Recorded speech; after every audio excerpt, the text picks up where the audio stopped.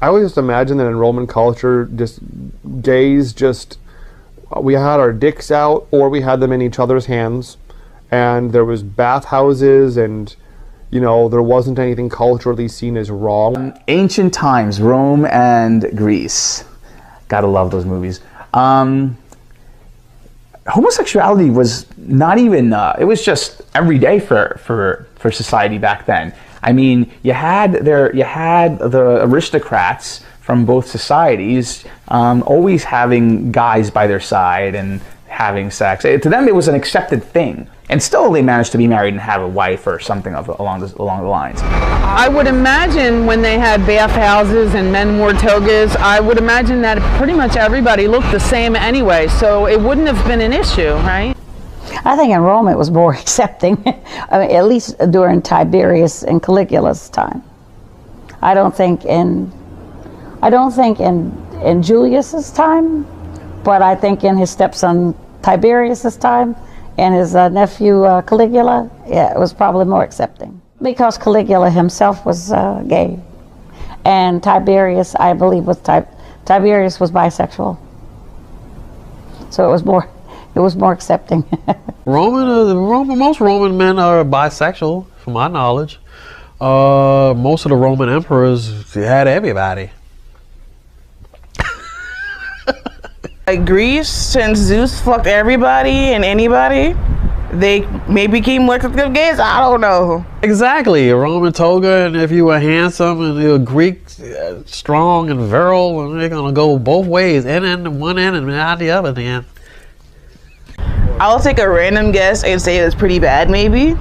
I'm pretty sure people got like stoned for it, or whatever punishment they gave in Rome, in Greece. I feel like I think it was the Romans that were more acceptable, or maybe the Greece. Maybe they both were acceptable at the same time. I think back then it was very accepted, and I think that after Rome and Greece, when we finally had established religion, I think is when homosexuality became taboo. Like, I used to think that the more time goes on, the more okay we'll be with homosexuality.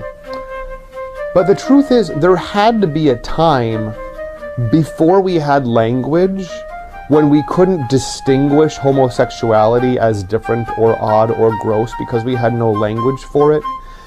It was only in language that we invented a conversation about that's wrong, that's gross, that's unnatural. It's only in language that we've created that agreement in the world. So I wonder if there was a time centuries ago when we weren't born into a conversation about faggots, when we weren't born into a conversation about, you know, damn, you know, fucking pedophiles and they're rapists and they're all these things that they want to say about gays were pedophiles and were rapists. It's like, you realize that statistically that is more of a heterosexual phenomenon, right? The Chief Legal Officer of the State of California has written us a letter which I would like to read to you. He says the problem of homosexuality is age-old. In ancient Greece and Rome, this condition was apparently accepted as a way of life. In this country, the opposite is true. To dispel part of this stereotype picture, we've formed the Mattachine Society, which has as its purpose work in education, research, and social service in this whole homosexual problem.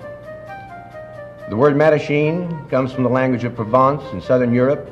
It actually means little fool.